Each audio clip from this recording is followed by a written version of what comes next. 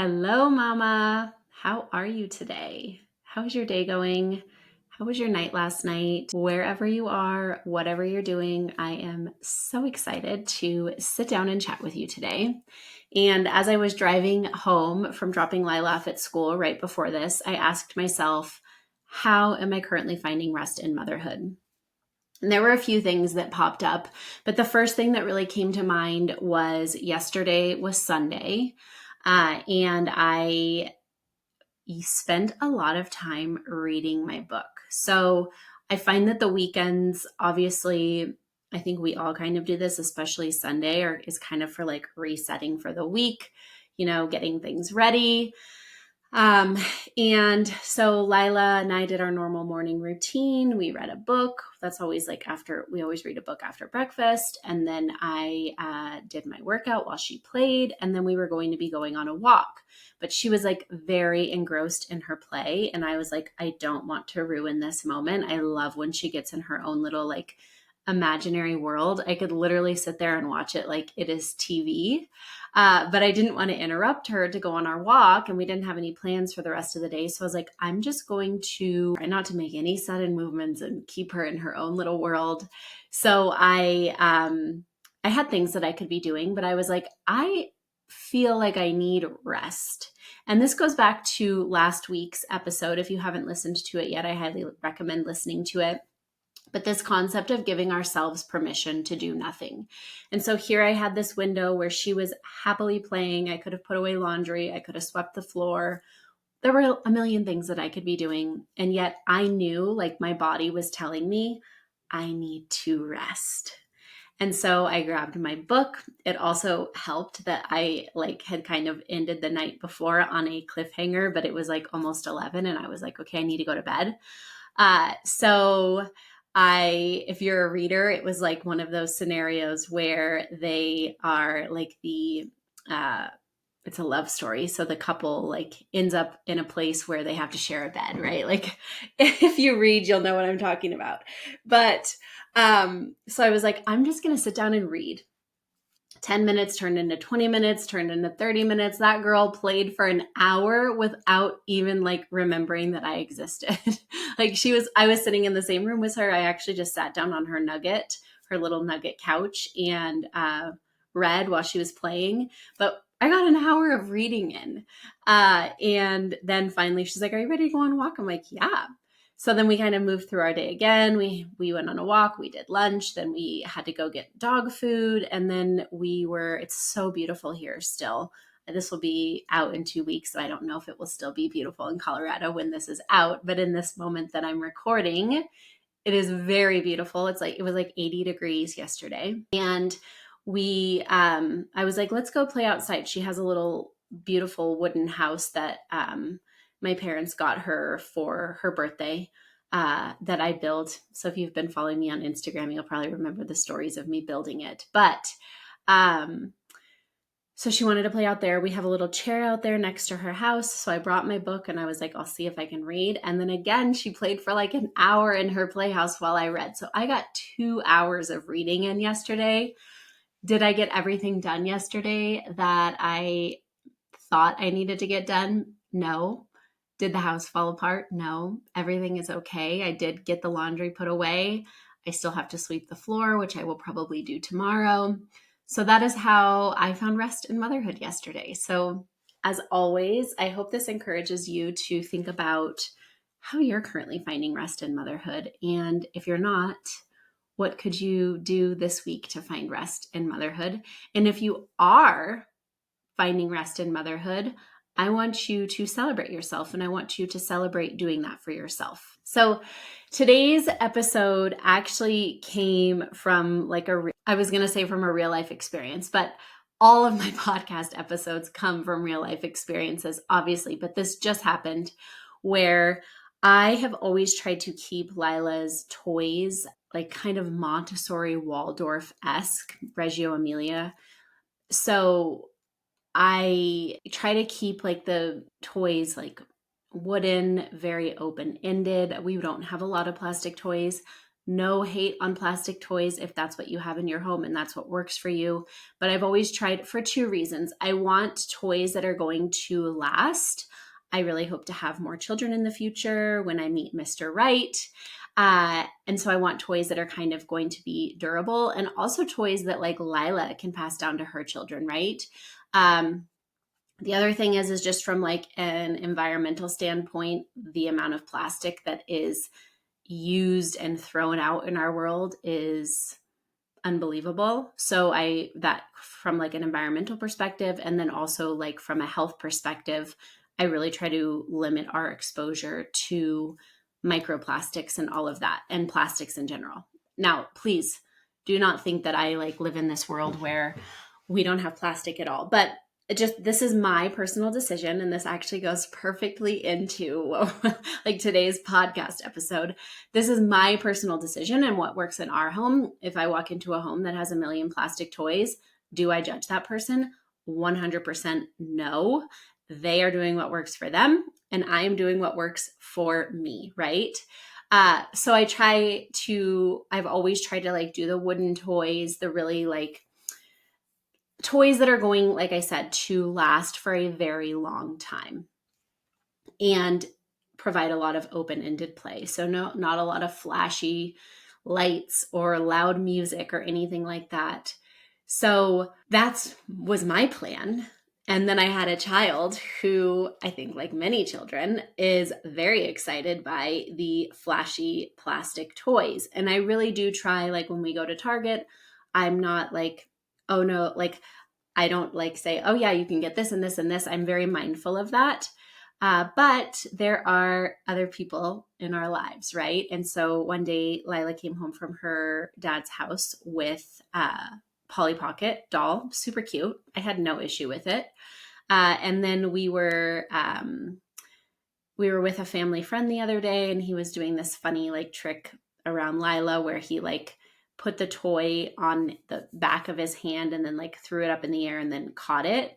Well, Polly did not get caught, and she fell on the floor and her head popped off. And it wasn't like I couldn't just pop it back on. It like actually like broke her neck. So Polly is no longer with us. But Lilah then the next day was like, can I go get a new Polly?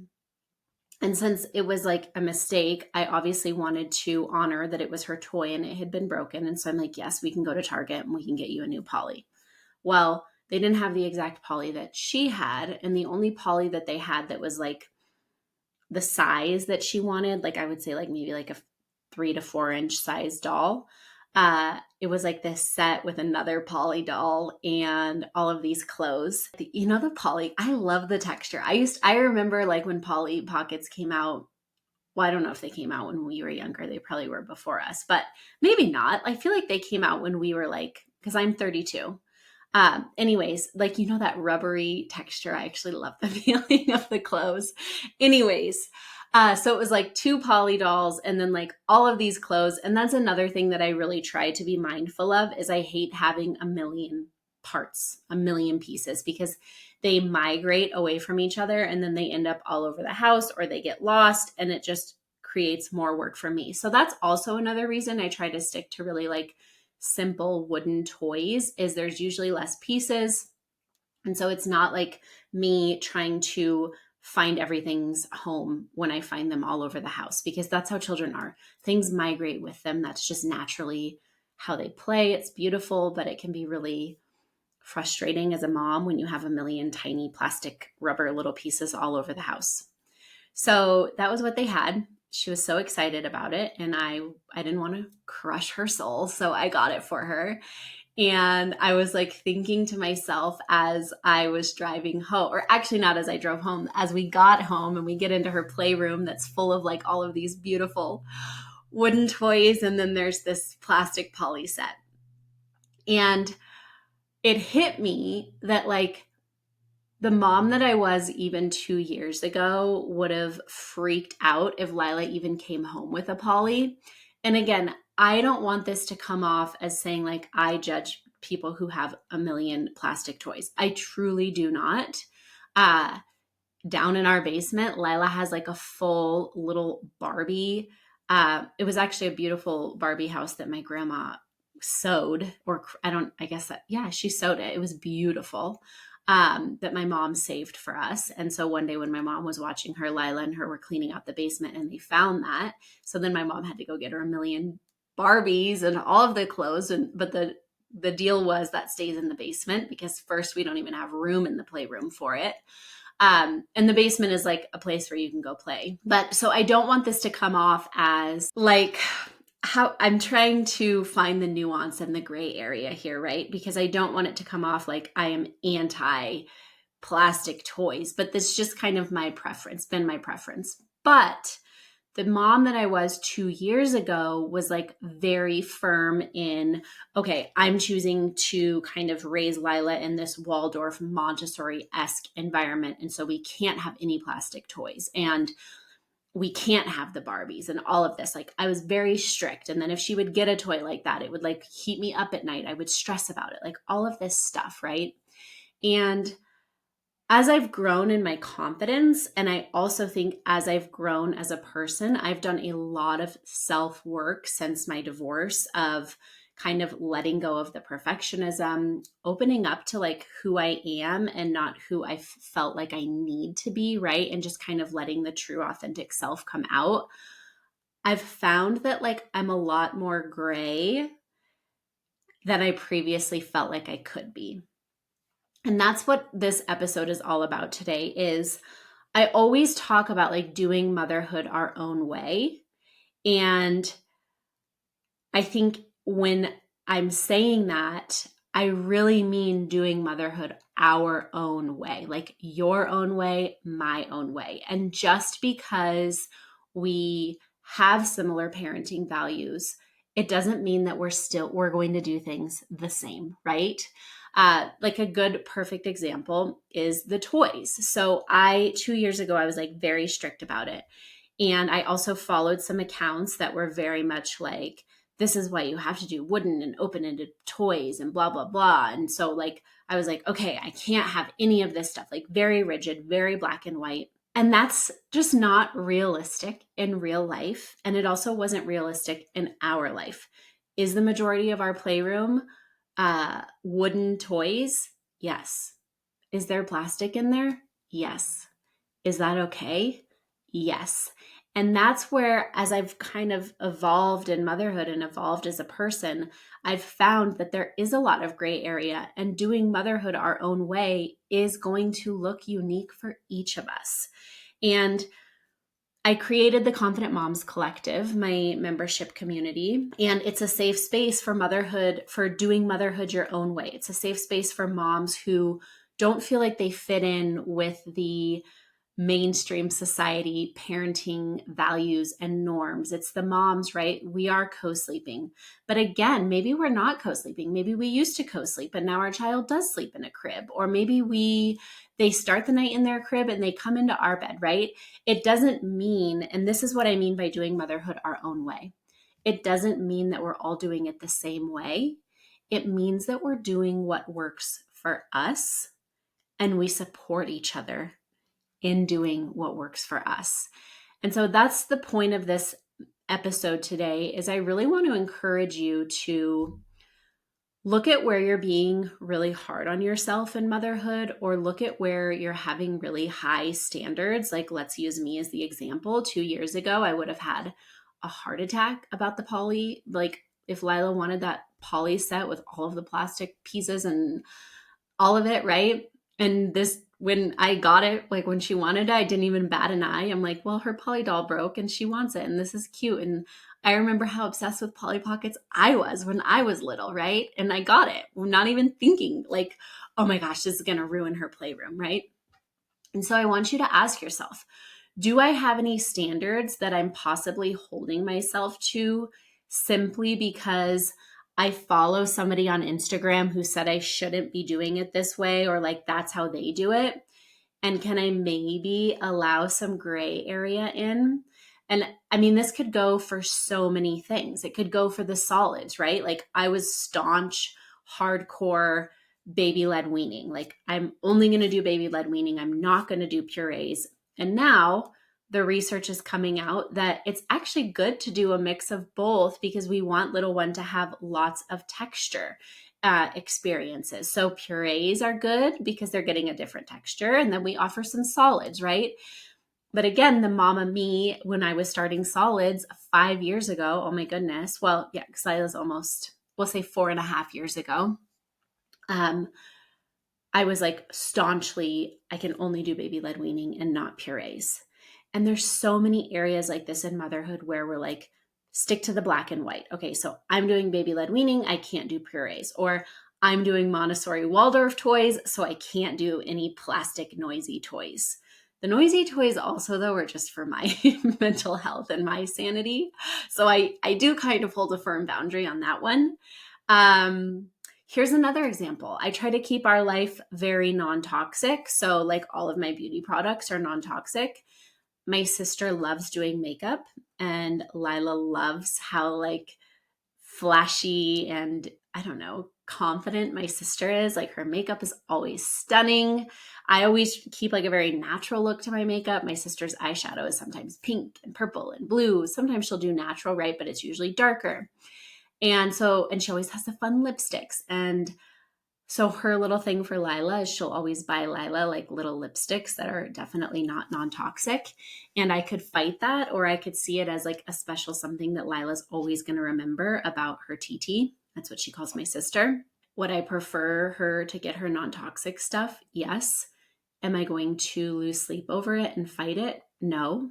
If Lilah asks me for a makeup set, will I be buying the non-toxic one? Yes, right? So finding this gray area and being comfortable living in it in motherhood and releasing yourself from this pressure to do it like all of the other moms, right? Because if you're listening to this podcast, you probably are parenting in a way that's different than mainstream society. You probably didn't sleep train, or maybe you sleep trained and then realized that's not your jam.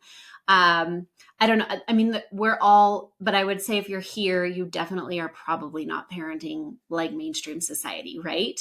So I think when we group ourselves in that, like the crunchy, attachment, holistic based families, then we kind of start feeling like, oh, well, she's doing it that way. Well, I need to do it that way. And I've talked about this before in previous episodes, like this, the comparison and feeling like we need to do it all.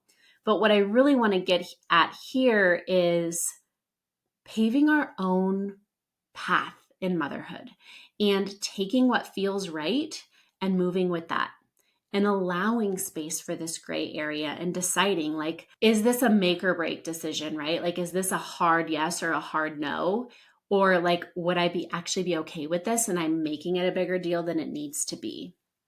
And again, this could be applied to so many different areas, but I want you to give yourself permission to live motherhood in the gray area and really just do it your own way and feel confident doing it your own way. And maybe it's a mishmash, right? Maybe it's the purees and the baby-led weaning. Maybe it's starting your little one in the crib at night and then co-sleeping afterwards. Maybe it's exclusively like maybe you're feeling like, gosh, I'm feeling really done breastfeeding. You're not at a year yet, but you really don't want to do formula. So maybe it's finding donor milk, right? Like, and that is just an example, but find the gray area and get comfortable living there and doing things your own way. And just because you see somebody that you really respect on social media doing something, especially in motherhood, it doesn't mean that you have to do it that same way, right? And I get asked all the time, like in motherhood or like in my Q&As, like, when should I do this? And I can't give you the right time. And I can't tell you, yes, you should do this. No, you shouldn't do this. What I'm going to tell you is, does it feel like the right time? Do you, excluding any narratives from the outside, if you could shut it all down and just tune in and ask yourself, am I ready for this change, whatever the change may be? Do I feel like we need to do this, or am I feeling pressured to do this? Am I putting this pressure on myself? Or is this an intuitive move that I need to make because I know it's what's best for us? So giving yourself permission, tune into your intuition. Decide what works for us and what doesn't. And am I trying to fit myself in this little motherhood box because I feel like I'm parenting this certain way, so everything that I do in motherhood needs to fit into this box? If that's the case, maybe you become your own shape.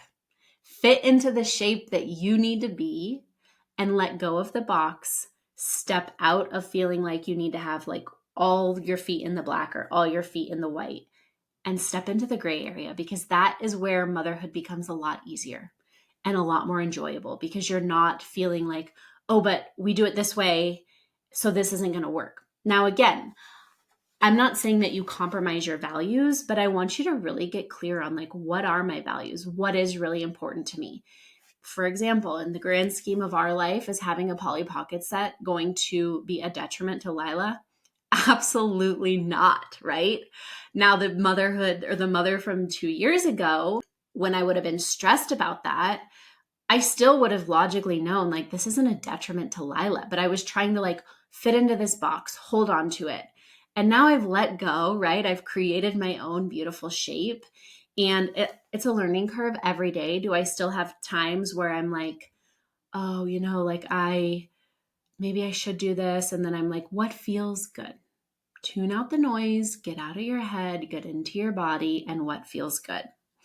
I just had one other kind of example pop into my head with the screen time.